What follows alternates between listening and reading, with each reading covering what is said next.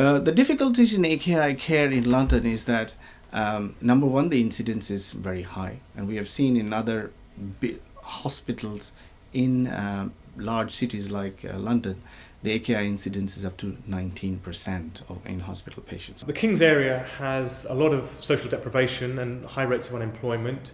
We have a very ethnically diverse population, and that leads to greater rates of chronic kidney disease, particularly because we see much more diabetes and hypertension. That then has the knock-on effect that we see more acute kidney injury on chronic kidney disease. But because of the deprivation and the unemployment, these patients tend to present much later on.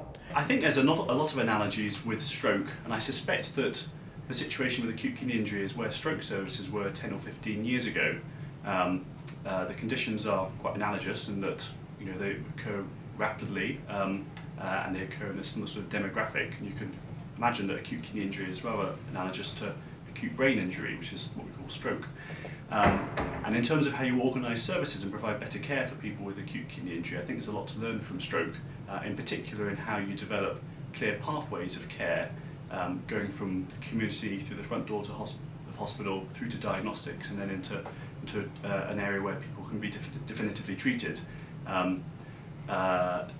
10, 15 years ago in the past, people with stroke were often not clearly managed according to a pathway. They may have been managed in general wards without clear specialist or appropriate input. But evidence showed that didn't lead to good outcomes, and there's been quite dramatic changes in how we organise stroke services that have led in turn to clear improvements in outcomes for people with stroke. And I'm sure that there are a lot of lessons from stroke being applied to acute kidney injury in terms of how we organise services and consequently improve outcomes for people with acute kidney injury. With acute kidney injury, we found that the sort of network heard was that patients were arriving in intensive care with single organ renal failure.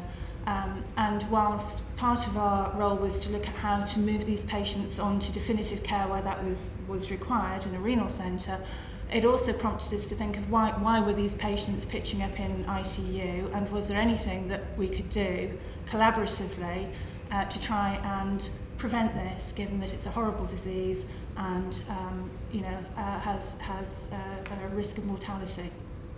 It can present several challenges. Firstly, purely in terms of different geographical areas, trying to maintain consistency of awareness of risk and of standards of practice and early treatment across all those areas.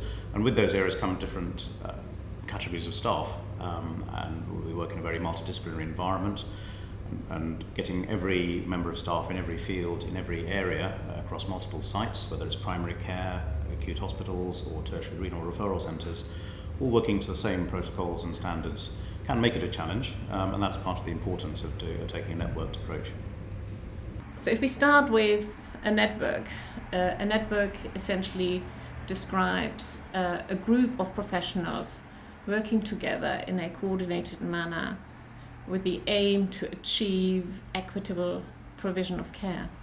The network approach is useful in management of acute kidney injuries because the acute kidney injury management involves a lot of specialties and sometimes different hospitals for the single patient.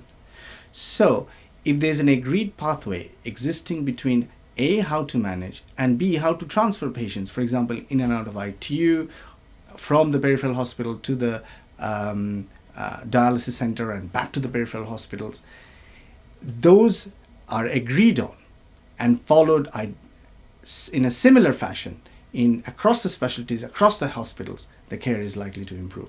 And hence a network approach is very, very useful. I think it's potentially very useful.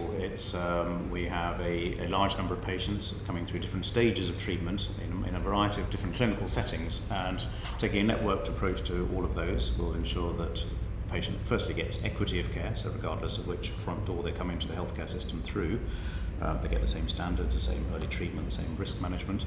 And in addition, as they progress through that pathway, they may go from primary care through to an A&E department, through to critical care, and from there on to a renal service. It ensures that the pathway doesn't become disjointed, so as a single patient progresses through that path, that they get the same coherent treatment throughout. I think before there wasn't clear communication between the various hospitals, either the local district general hospital and the tertiary renal referral unit. and people didn't know who should be referred, when to refer, and whether it was safe to actually subsequently even transfer the patient. I think with the creation of the network, with the creation of the guidelines, the referral criteria, it's making it much more transparent and clear to everyone as to who should be referred and who should be taken. So we were obviously in South London. We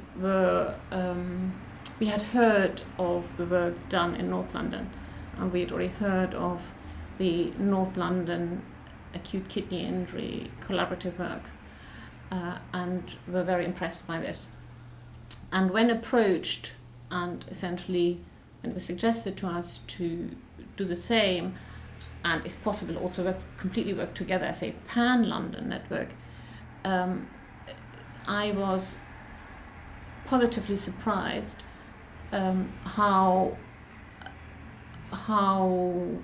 well my colleagues reacted. So the large majority, the overwhelming majority, was very keen to take part and is very active at the moment. So we're still young compared to North London.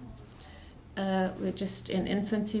We've met a few times. We are communicating, but they are very, very enthusiastic, because I think there's an overwhelming feeling that kidney care, acute kidney injury care, needs to improve, and that we'll be more successful if we do it together.